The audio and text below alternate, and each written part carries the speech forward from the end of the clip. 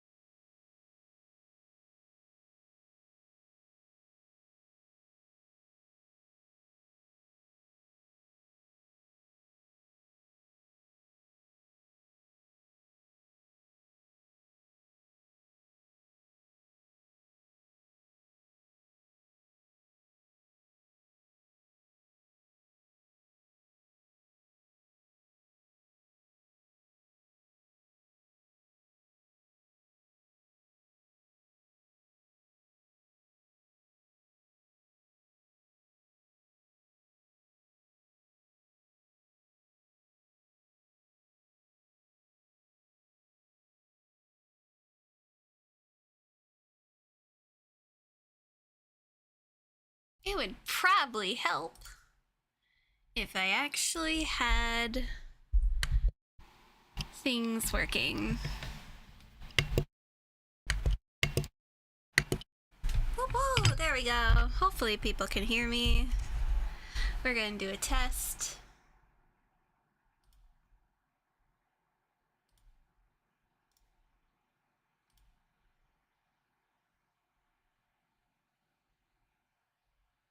Okay, cool. I can hear myself. All right, so let's see. With a severe headache, you wake up in an unfamiliar place. Okay. As you touch the bruise on the back of your head, it seems you were hit by something heavy before you lost consciousness. Ugh. Ow. A heavy iron chain tied around your feet. Someone has trapped you here. You try to remember what happened before you lost consciousness, but you can't recall anything. Let's investigate the surroundings first. Do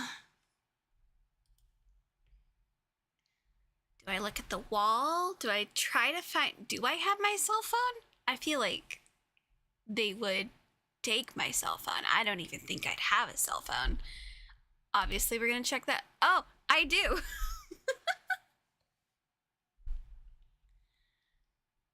Okay.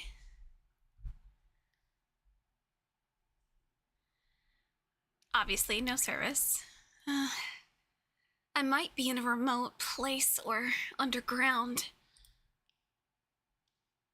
Where to investigate next? Let's look at the wall. The room is surrounded by 4 walls without any windows. It's weirdly cleaned up, and no ashes or sand can be seen. So, At least they cleaned before they put me in here.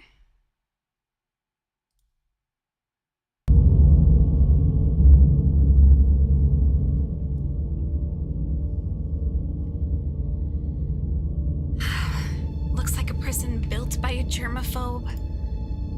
Where to investigate next? Mattress. There's a mattress on the floor.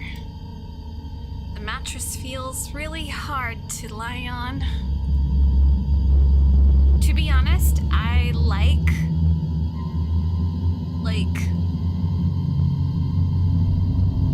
kind of heavy, mattresses, not heavy, firm mattresses. I like firm mattresses.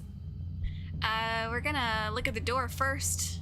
Peek through the keyhole, but you see nothing outside. I wonder where I am.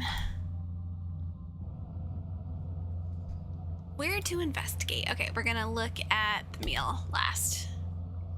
Near the door, there's a serving of spaghetti with tomato sauce and bottle of water. That is, ironically, what was made for my dinner tonight. Also, a round plastic fork that's completely harmless was thoughtfully attached. That's not a fork, my dude. That is a spork. So, that's a spork, just letting you know. It's still warm. It feels like it was sent here not long ago. And that would be it. That's everything I can look at. Can I look at the door again? I wonder where I am. I think that's it. Okay, we're gonna end investigation. Yeah, we're gonna end the investigation. I'm gonna listen. You can't hear any sound other than your own breathing. The soundproofing in this room seems particularly good. Sleep, knock over the meal. I'm not gonna knock over the meal. I'm just not going to touch the meal because we don't waste food in this house. We're gonna yell for help. Nobody answers. We're just gonna go sleep. Yeah. I'm just not gonna... I'm not gonna touch the meal. I'm not gonna knock it over because that's rude. You lay on the bed. You try to sleep under this condition. Maybe it's the fatigue caused by nervousness, but you still fall asleep. Mm-hmm. You open your eyes after hearing some noises. A tall man wearing a mask is squatting on the ground and looking at you with his head tilted. He remains silent, as if he is sizing up his prey. He points to the plate on the floor, like indicating that you should finish your meal. Haha, see? Aha! You meal quickly, thinking that the strange man might have poisoned the meal. You shake your head in fear. Seeing you have no intention of eating, he looks quite distressed. Oh, he speaks. I didn't realize he speaks. I also just realized I wrote things wrong.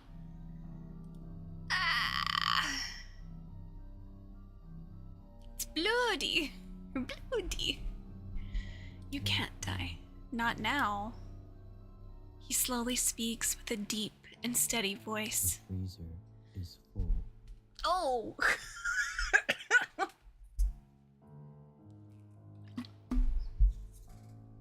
Here's the thing. I don't know if he's going to fall in love with me or I'm just gonna die, because that is highly likely here. What does that mean? The freezer is full, and there's no space for more. 7 days. He pauses and thinks. There won't be space until 7 days later. If you die now, you'll rot. What do you mean? So I only have 7 days left to live? He nods and walks out of the door. Wait, you can't just leave me here like this, please. Your cries can't stop the door from closing. Day 1 night? It should just say day 1 or night 1, or that's confusing to me. Okay. Door, peek out. You see the shadow of the man walking around, seems to be busy with something. What is he doing? Okay. Bread and bottled water. Mattress. No. Can I actually... Bread and a bottle... Is that all I can do? Peek outside the keyhole. What is he doing? Oh.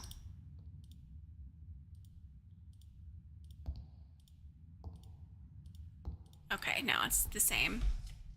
Is this all I can do, though? I can't do anything else? Mattress? I don't want to do that yet. Can I not eat the food? Can I? Hello? No, I can't. I guess all I can do is sleep.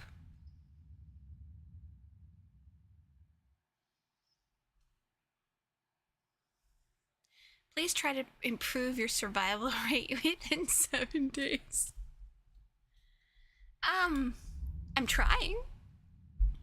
Day 2, morning. Oh, okay. It's supposed to have, like, comma thing. Alright. He just gave me water this time. Empty plate. Door. You check the keyhole. You see something. You see that there's a vague figure at the end of the door. Observe. You sense something wrong and realize that is what that is after narrowing your eyes. That is an artwork made of the human body, not a human being. Oh, hi.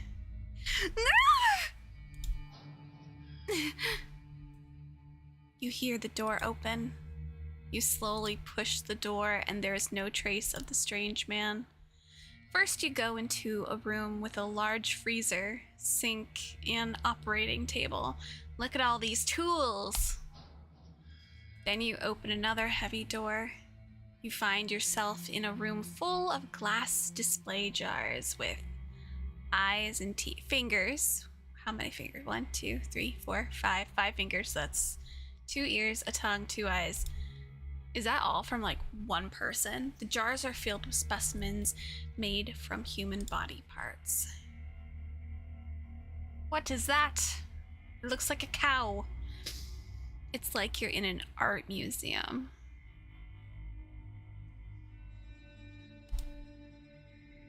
Could it be that he wanted to freeze me as material for specimen or artwork? You're thinking. You see this scene.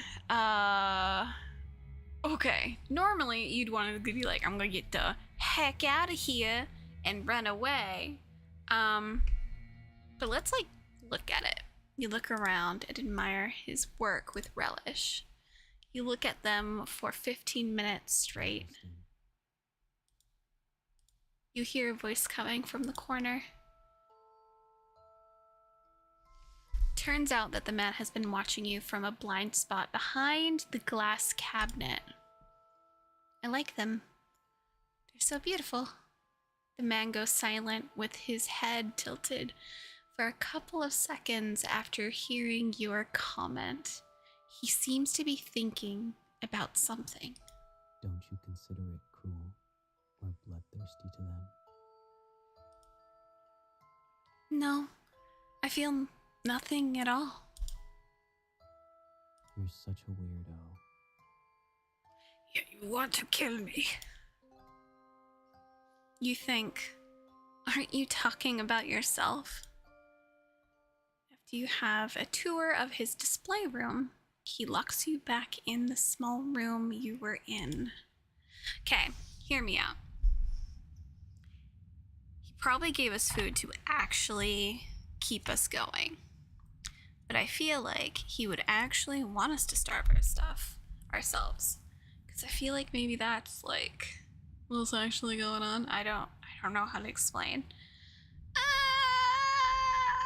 don't know how to explain it. Maybe. We'll see. Okay. End of the day, we're gonna sleep. Okay. Your survival rate increases. Yeah. So I have to make him find me interesting in order to survive. At this point, I okay. Day 3. Oh. Until noon, you don't see breakfast or lunch being delivered. I'm pissed. You're already starving. You were waiting for him to bring dinner, but what you get is not dinner. Instead, you hear the door was being opened. Okay, a light shines through the crack of the half-opened door, looking like an intriguing invitation. You open the door and walk into the light. You first arrive at the room with the operating table outside of the door. Okay, so that's the first room. But this time, the operating table is not empty. There's a defrosted human corpse on it. The man pops out of somewhere. He unties the iron chains from your feet and hands the surgical knife in his... Oh, he hands me the surgical knife. First, Hmm? where do you think the first cut should be? Oh. His voice tone sounds cold, like the kind of teacher who gives students hard questions on purpose. Attack him with the surgical knife. Can't do it. Stab the corpse, obviously. Maybe beautiful works always come with some sacrifices. Without hesitation, you stab the abdomen of the corpse with the knife. But due to the lack of professionalism, the lines you cut are crooked and ugly. And this is when he gets close behind your back and holds your hands. You're both holding the surgical knife, like you two are cutting cake together. What is this? Okay. With his hand, the lines you cut become smooth and clean. Look at me. I'm terrified. I'm just like, oh, I don't really want to do this, but I know that's going to be probably the way I survive. You can smell an ocean perfume on him due to how close you are. It seems to be sprayed to cover up the smell of bleach. You can feel his warmth with your back, but his fingers are a little cold. Is he a corpse? He's focusing on cutting the corpse, and your hand keeps moving under his lead. He could have killed you or ignored you, but he didn't. You start to speculate on the purpose of his behaviors. Could it be that he wants someone who can ignore the cruelty and process and understand him? You think. After the happy creative time ends, you're locked in the room you were in. You go to sleep to end the day. Okay. Oh. Did I lose? It said it didn't increase. Until noon, you don't see breakfast or lunch delivered. You're already starving. Oh, what's this? You notice that something is shining at the corner. A key? It seems like the man accidentally dropped it last night. You open the door with the key. You go past the operating table where you two spent creative time together last night. Mutilating a body. The display room. Then you discover there are unnatural, uneven marks from one wall to the corner. You find a trap door. After pushing the trap door, you see a normal basement storage room. At the corner of the storage room, you see a stair that goes up. Turns out that this is really an underground secret room. Hidden layer by layer with trapdoor. No wonder the sound installation's so good. You walk up the stairs and see a heavy wooden board. You push it hard. What catches your eye is the interior of a cozy cabin. Okay, I see our little killer guy with someone next to him, either a colleague, a father, or a brother. One of the two. Then you realize the heavy wooden board you just pushed is the back of a bookcase. Okay. You look around and find out there are insect specimens everywhere in the cabin, and there's also a reindeer head specimen hanging on the wall. Then you walk into the living room. Oh. You see a young man with a handsome face and pale skin lying on the sofa. The ocean-scented perfume and the faint smell of formalin? Hang on. I'm dumb, so I gotta look this up real quick. Formalin? Oh, because it's formaldehyde. How say?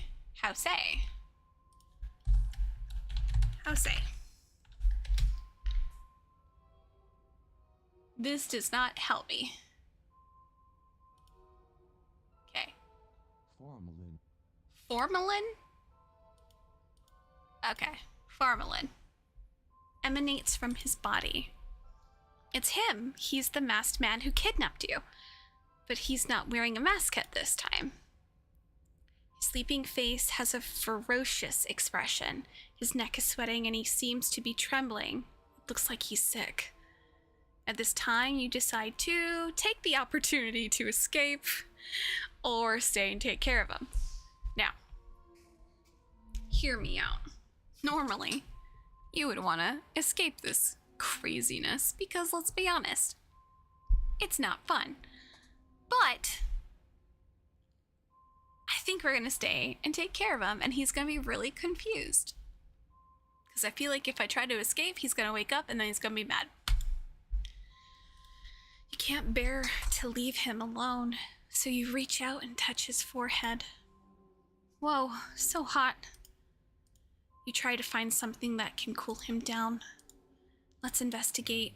Living room, obviously kitchen. Kitchen's good. Oh, hey, there's this thing. The kitchen is spotlessly clean. Cabinet.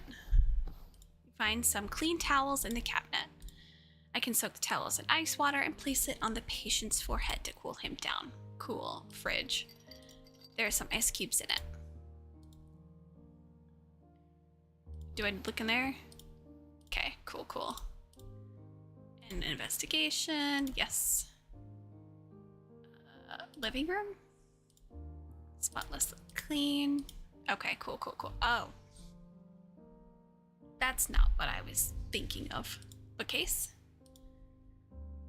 You find some of his profile files in the bookcase. Name.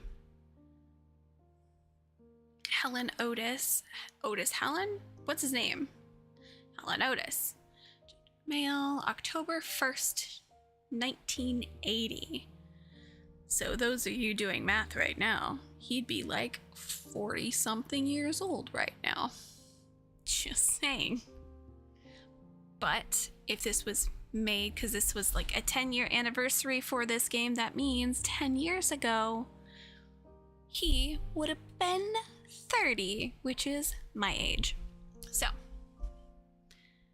let's see. Where to investigate? Shelf. Cocoa powder? Locked box. Oh. Yeah, we're We're not gonna, can I? Incorrect password. Yeah, that's okay. Let me out of here. Okay, cool. Photo frame. Photo of him standing. Mental hospital. Standing at the entrance. Ooh, so he's from a mental hospital. Okay, specimens. Feels like he did them all. Look at all these. The workmanship of these specimens is exquisite. The man, sofa. Cocoa powder. Jar of cocoa powder. Cup on it. Let's make him a cup of cocoa. What? Bookcase? I already saw the bookcase. Shelf? I already did that. We'll just do this again. Yep, thanks. Okay. Sofa. You don't think it's gonna... Where to investigate? Okay, obviously the man... He's still having a fever. Okay, an investigation. Yes. I thought I... Hello? I thought I did everything, though.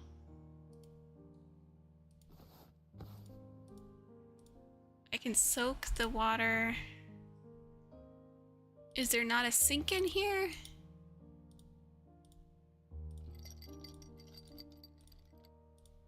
Okay.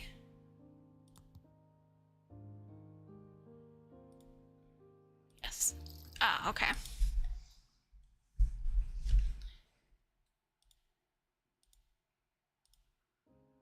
You once again notice his fair skin and long eyelashes, and his slightly curly black hair. If you don't say he's a murderer, his sleeping face looks very harmless now. After a while, he wakes up to the scent of your brewing cocoa and sits up on the couch. He looks a little shocked. He looks around quickly and seems to understand what's going on. I want to ask myself that too. You finally faint and didn't choose to run away. I could have. You're such a weirdo. Yes, I am. Is there anyone weirder than you in this house? You can't help but bitch about him. You seem to see the corners of his mouth raising slightly for a few seconds, and the atmosphere between you relaxes. He doesn't drink the cocoa you brewed for him. It seems that he's a little weary of you. Can you tell me who you are? Bloody Painter. That's the name they gave me for my modus operandi. If you find it difficult to pronounce, you can call me BP. Or I can just call you Helen, because apparently that's your name. Even though what he told you was just a nickname, at least you know how to call him now. Pretty sure it's Helen, my bro. After the brief conversation on the sofa, he does not lock you back in the underground secret room. Perhaps staying to take care of him when he fell ill was enough to prove that you won't run away. Even though you should. You get up from the sofa and continue to look at the specimen decorations in the living room. He sits on the sofa, crosses his legs, picks up a book, and starts reading. By the way, you better not try to escape. There are traps all around the cabin. See? I know how to get in and out safely. And this is why we didn't run. You sit on the sofa. Soon, a wave of sleepiness comes over you. And today, you fall asleep on the sofa in the living room. Not in the cold, underground secret room.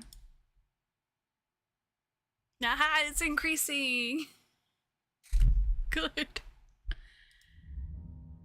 Oh, I'm still here. He didn't move me. You see him busy cleaning in and out of the house early in the morning. I'll come help too.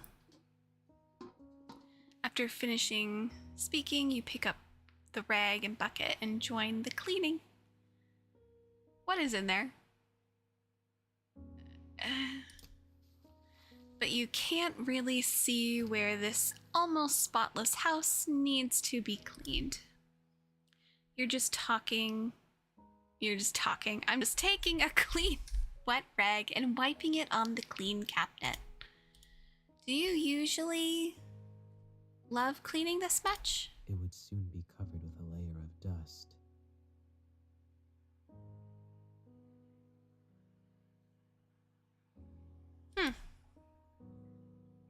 Although he doesn't talk much, his tone and voice give you a gentle feeling and don't make you feel nervous. You climb up the short ladder and wipe the high cabinets with a rag. Suddenly, a cockroach calls out from the crack in the cabinet. You are so frightened that you lose your balance and fall backwards. You close your eyes. Ugh. But what you get is not the pain of falling to the ground, but a warm feeling. Look at his sleepy eyes. Poor baby.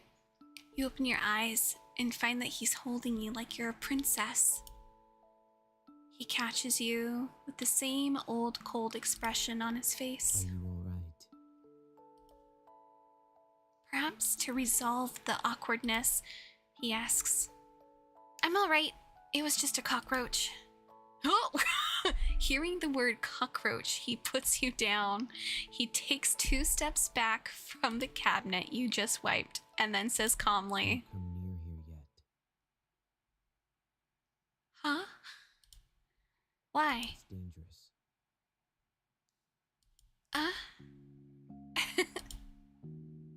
You can't help but chuckle at the thought of a murderer being afraid of cockroaches. Fine, whatever you say. The interaction just now makes you feel a little warmth from this cold murderer. At least you see more of his reactions and expressions. This is the rare relaxation you felt in these tense days. He could have let you fall off the ladder, but he rushed over to catch you. Somehow you feel that after these few days of getting along, maybe now you both have different ideas about each other than you originally had. It was only a clear relationship between a murderer who wanted to hunt and prey who was trying to escape. But now it has an extra layer of friendship, causing the interaction between you to have indescribable sense of dissonance. Just when you pick up the old newspaper and prepare to wipe the windows, you find a police car parked on the road in the distance. 2 police officers get out of the car and keep looking towards the cabin. At some point, BP is already behind you, looking out the window with you. For a second. And then he walks out of the door to talk to the police officers. Anything I can help you with? "Are you Mr. Otis?" Yes, I am. "Have you ever seen these people around here?" The police officer takes out some photos from his pocket. These people committed a crime and are running away. "No, these people are missing people around this area." "I haven't seen them before, but wolves and bears often." "Oh, there he is." But wolves and bears often appear around here.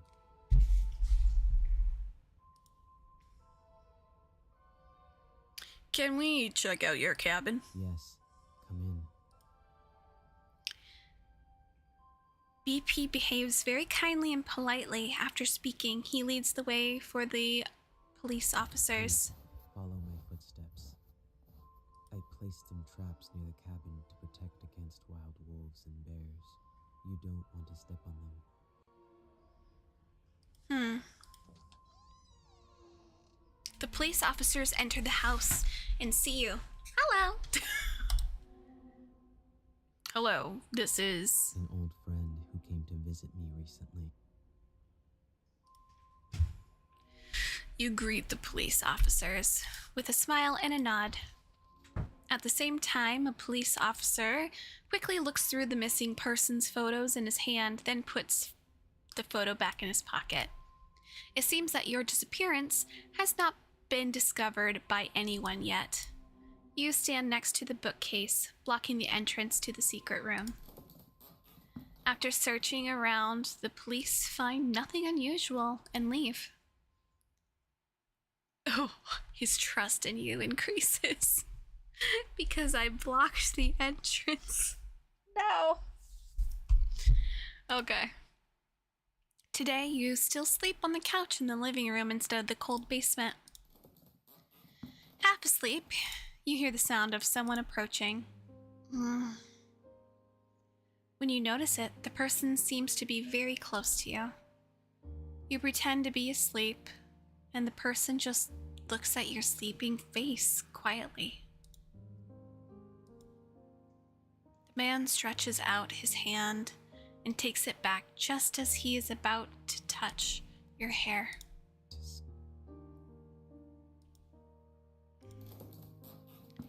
He turns around and leaves.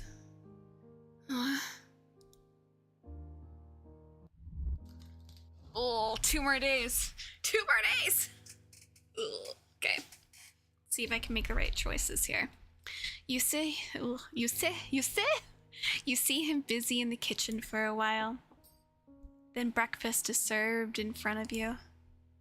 Oh, that actually looks really good. There's a piece of toast with just the right crispiness on the large round plate, a poached egg on top of the toast, and some lettuce salad. The plating looks delicious. Yes, it looks so good. The drink is a cup of freshly brewed hot cocoa. The cutlery he gives you is still a round plastic fork with no offensive features.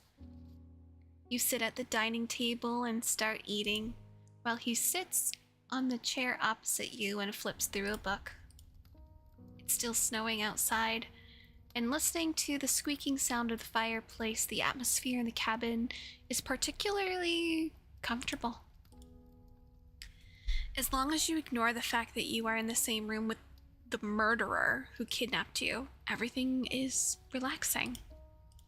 You look at him, who is full of mysteries, questions arise in your mind, and you decide to ask carefully, not ask loudly. Can I ask you a question? What is it?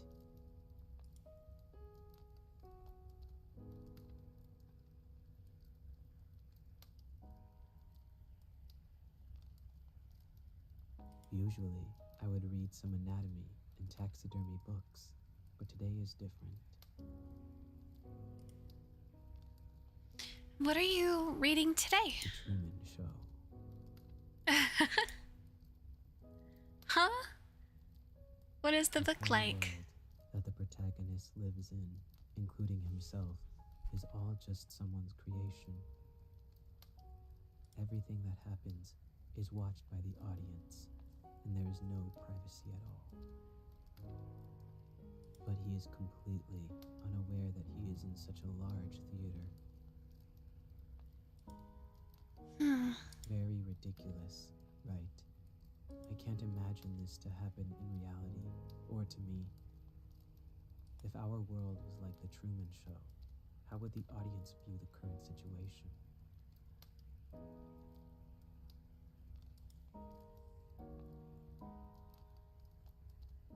I understand.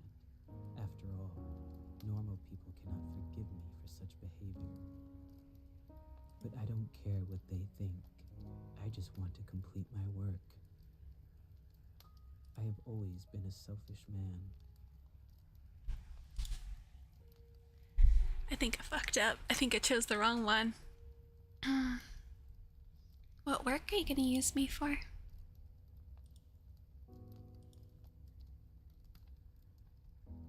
I was going to make you into some kind of doll at first. Your eyes are beautiful, but if they are left alone, they will become rotten and sunken.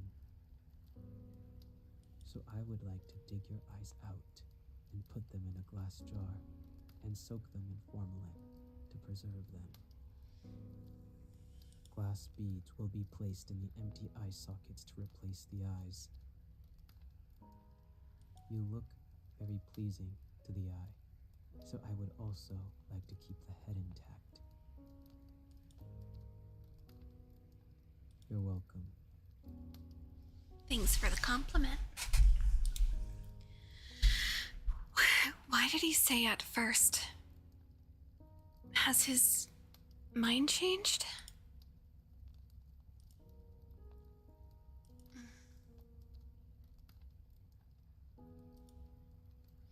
I saw many potted plants on the shelves in the living room. Why are they all withered? I tried my best. I don't know why they always die. I could probably... Okay. What if I ask this Usually, I again? would read some anatomy and text Okay. books, The Truman Show. Okay, can I fix what I said? But he is completely, very ridiculous. I can't imagine if our world was like The Truman Show. How would the excited? Why? Okay. They may be attracted by your charm and wanted to be killed by you. Incomprehensible. But He looks very upset with that. with good taste. It's hard to tell from his poker face whether he's seriously boasting or joking. Pick up the book next to you and start flipping through. It's a book about the possibility of having a completely opposite version of yourself in a parallel world. If there's a complete opposite version of you, what do you think it would be like? Oh, that book. Let me think. Probably a guy wearing a burgundy coat and always having a smile on his face. Why is it burgundy? Because I like blue. If he is the opposite of me, he should like red, right?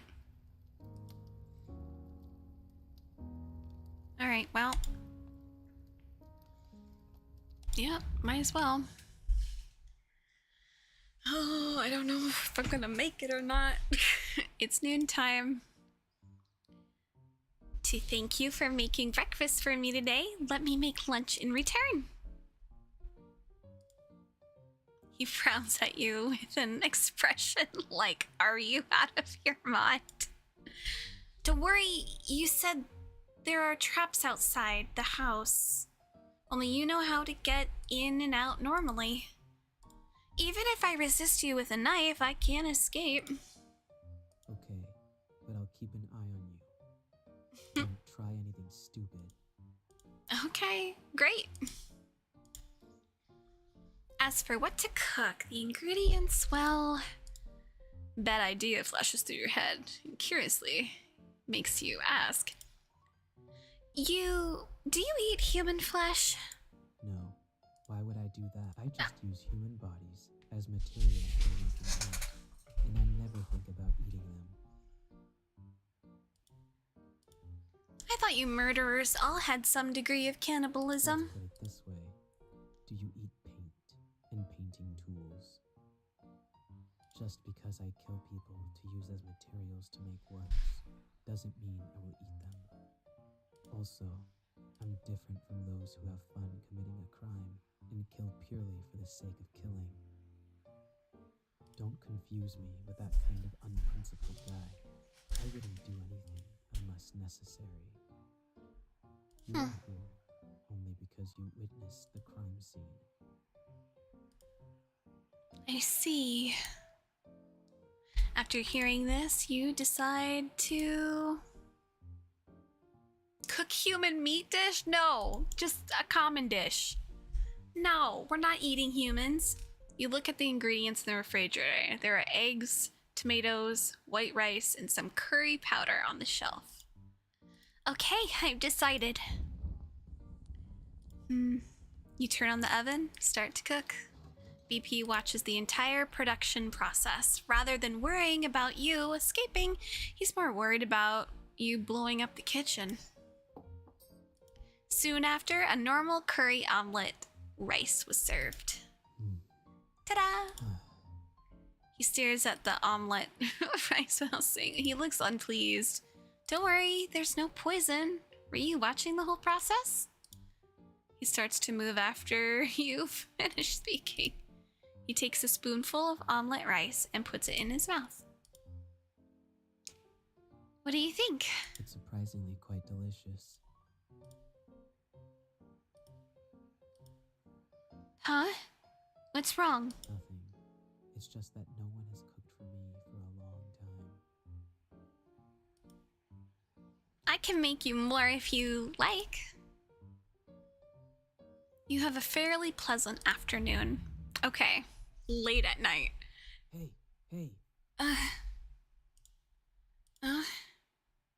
You're woken up from your sleep by the man. His face is close to you and his blue eyes are staring at you. What's wrong? You sit up on the couch and rub your eyes. Got to go? I noticed something unusual about the number of police cars patrolling nearby recently. They must have some relevant evidence and are doubting it. It is very likely there is an ambush outside. It's snowing heavily outside now, and I think it's time to leave now. Come with me or not, it's your choice. Oh, okay. See, we'd go like, no, I'm good. Oh. Am I saving? I guess I'll save. Oh. Let's go. What do you want me to do? I'm fine with both choices, but I need you to look at me in the eyes and tell me, what do you prefer me to do? I prefer... He hesitates to speak and looks away, looking like he's thinking about something. If I take you with me, you might become a burden in the process. But if I don't take you, it will be even worse if you reveal my information to the police. He calmly analyzes the situation. Come with me. Okay, but like, why was there a countdown for me to choose? Follow my footsteps. Why are you wearing your mask? You don't need to wear your mask. Follow the shoe prints he leaves on the snow and finally succeed in avoiding the many traps around the cabin. Just as you are walking through the forest, you hear movement behind you. Freeze! In the snowstorm, several policemen who were lying in ambush chase after you. You ignore them and keep running forward. Bang! A gunshot shoots across the sky and you feel pain in your left calf. You were shot. He turns to look at you as if he's considering whether to leave you. He approaches you. And he holds you in his arms. Then you feel a pain in your back. The hand he is holding around you from behind has a sharp blade. He pierces your body with that sharp blade over and over again until you lose consciousness. Everything becomes dark. He killed me. Got it. Until just now you realize that you chose to follow because I want to follow him. He and I are the same kind of monster. Why not? Oh. You wake up from a nightmare and you are lying on a comfortable bed. Why? Why am I here? You look around and find yourself in a cozy looking room with specimens hanging on the walls. Are you all right? The man asks as he opens the door. I'm all right. 2 years after that night 2 years ago, even after you were shot in the leg, the two of you continued to run forward in the snow. Fortunately, The wind and snow were strong enough to cover up your whereabouts, so you were not caught up. After that, you came to another remote mountains area and rented another cabin to settle there. I heard someone talk very frequently in her sleep. I was just having a nightmare. He sits on the edge of the bed and strokes your cheek, his forehead touching yours gently. Don't worry. There's nothing to be afraid of. There's nothing more dangerous than me here. He is right. If you are just an ordinary person, you should be worried about the murderer living under the same roof of you as you now, rather than a nightmare. But you are not an ordinary person. You are as cold-blooded and emotionless as him. You two are equally evil. But this makes you both find a sense of belonging in the other. Living with others made him feel uncomfortable at first, but living with a crazy person like him doesn't make him feel uncomfortable because you can always know what the other person is thinking, and you always know clearly where the other person's boundary is. You live under the same roof, but you don't interfere with each other. He continues to commit crimes, and you sometimes participate on a whim. You have each other by the short hairs, and you know that if you expose each other's crimes to the public, then you will be finished too. So, you more or less cover each other. You have a strange symbiotic relationship where you sometimes dislike each other and sometimes deceive each other. But you also have absolute trust in each other. Two madmen keeping each other company. Good ending, 4 of 4, Madmen's House. Okay. Hey. So I somewhat made it. I am curious if I tell him I want to stay. So we're gonna load. 'Cause that was the last one. We're gonna load here. Yes. I wanna see. I wanna stay. I wanna stay and live a normal life. You think that this crazy journey should not go on anymore. I understand.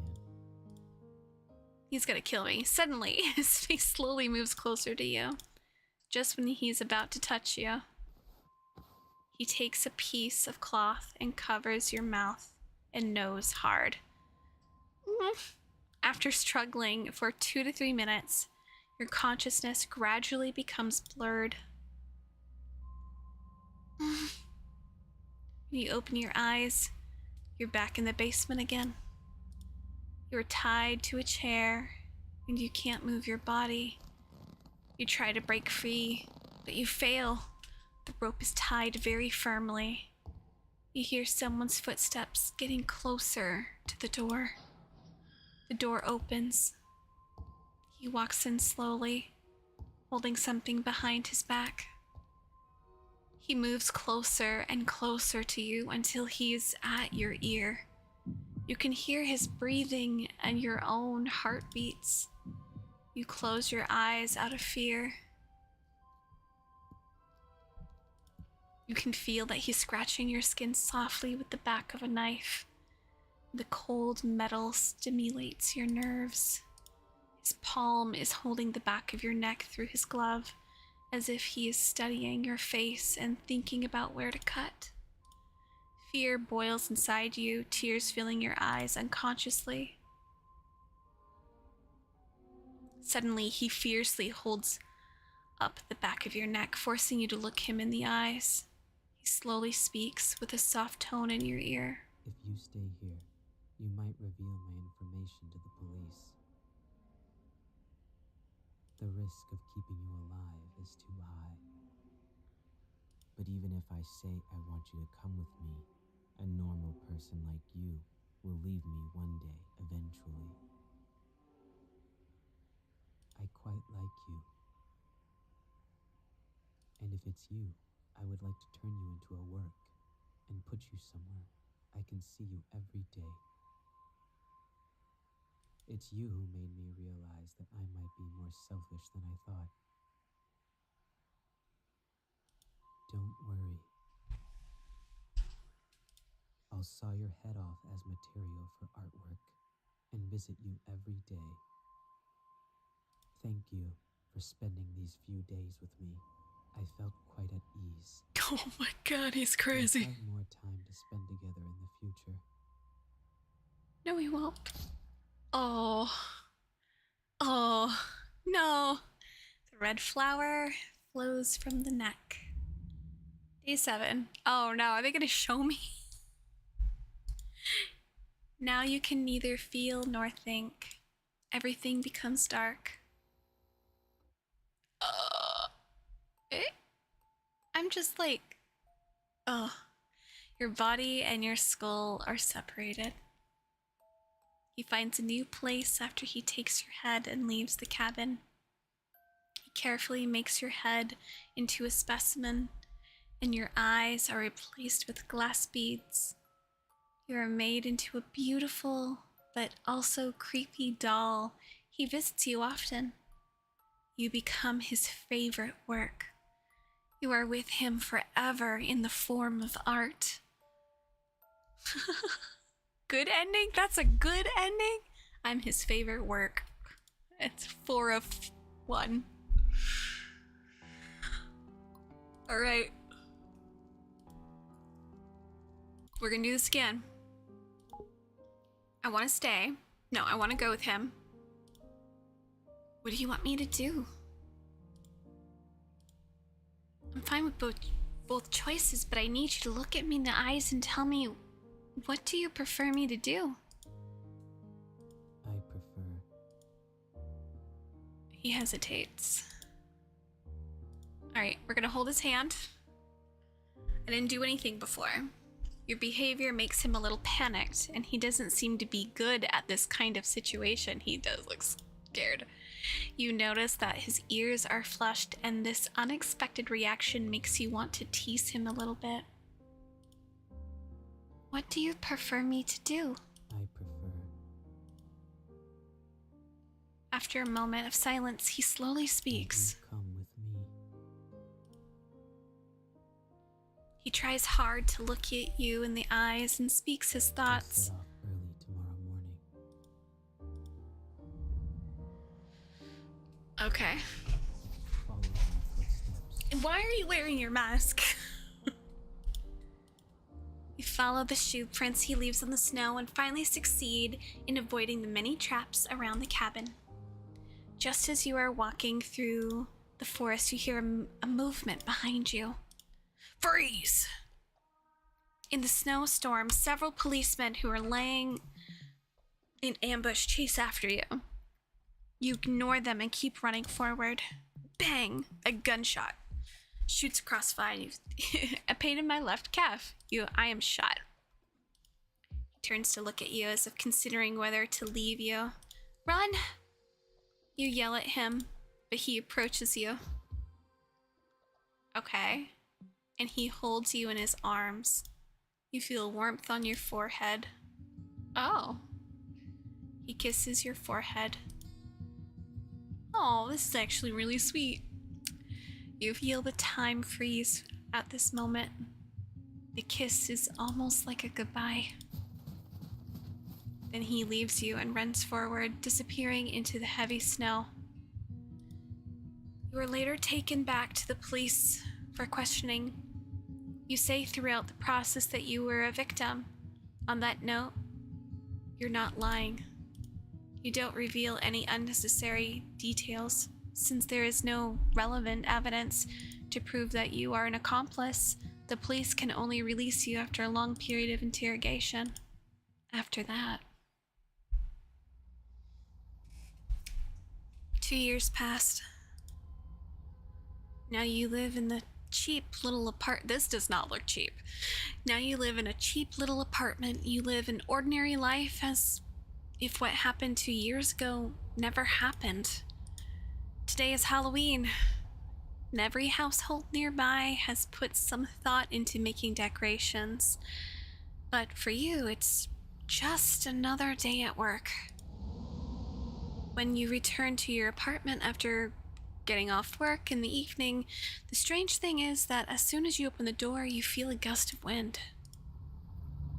You remember you closed the window before going out. Just when you are about to close the window, you find a gift left by someone on the table next to the windowsill. A red rose. You don't know why, but you have a feeling that BP has been there.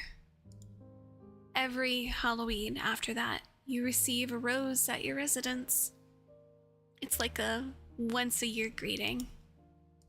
Although he says nothing, the rose seems to tell everything.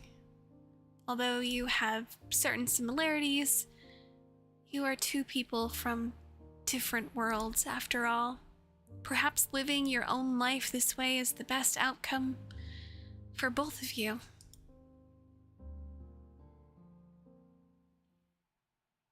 Different worlds. Okay, so I got 4-4, I got 4-1, I got 4-2. What's the other good ending? Is it me just getting out?